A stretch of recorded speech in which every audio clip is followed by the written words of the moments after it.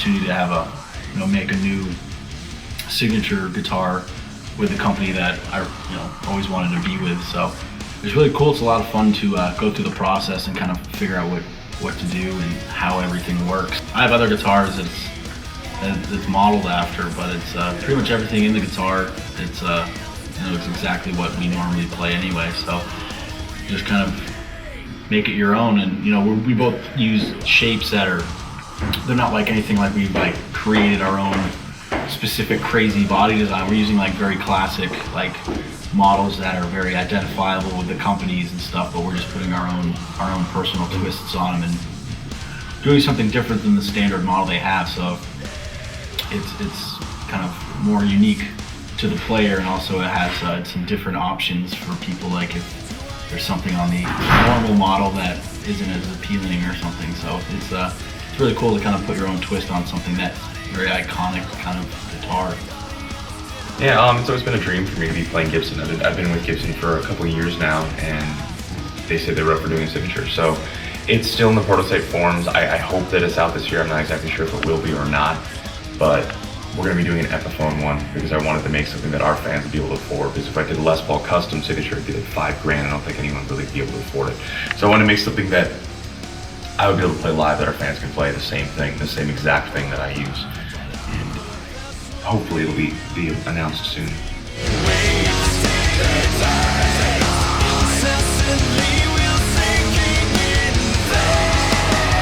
6 weeks that we did with Maiden, I think really helped us out in Europe to become a bigger band.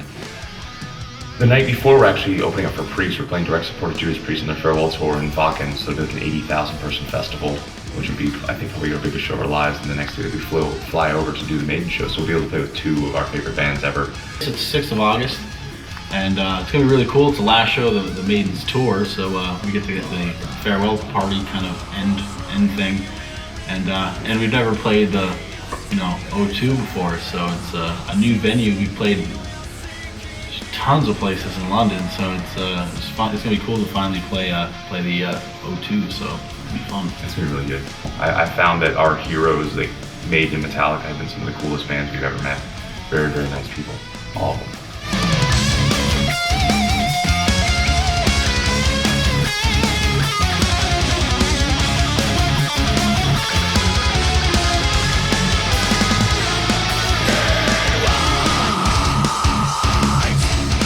It's hard to say who my biggest influence on singing was. I would assume I would have to trace it back to Metallica's Black Album, James Hetfield, because if I didn't hear that record, I wouldn't have ever heard metal in the first place. I wouldn't have ever picked up guitar seriously and then wanted to learn how to play guitar, wanted to join Trivium at 13 years old, and then when we couldn't find another singer and I was told to sing, I really looked towards him to see what he did because he was my favorite one.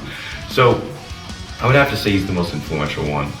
Not saying that I borrowed in the fact that trying to sound or try to sing like him, but he was my first hero for singers, and it really shaped the path of what I wanted to do. I remember watching Seattle 1989 VHS, pointing at the TV and saying, that's what I want to do when I grow up.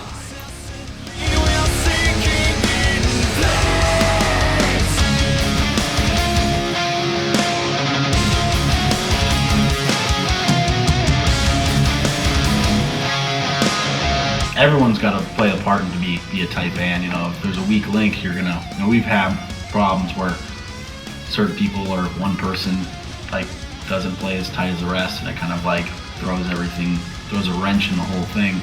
So y'all just got to be individually good and then collectively good and tight and well rehearsed, and just have your music really, really good and down. So it's just you got to really practice. I don't think there's any band.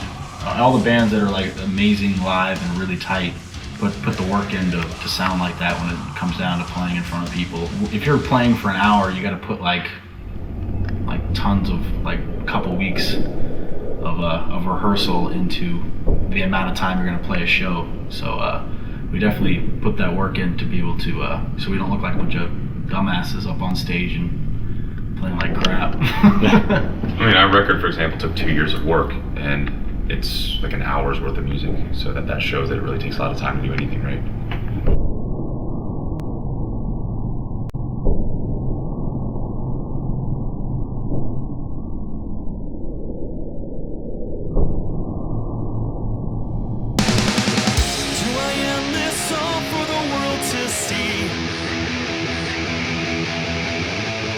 take everybody else down. Everybody else down with me. I know that. When we look at our favorite bands, it's like we were into them, they brought us into what we do, but we all would do it differently. I would like to think that other bands would like to do it differently as well and create their own way and their own way of doing it versus sticking in the mold of what someone else already did and rehashing what they had already done.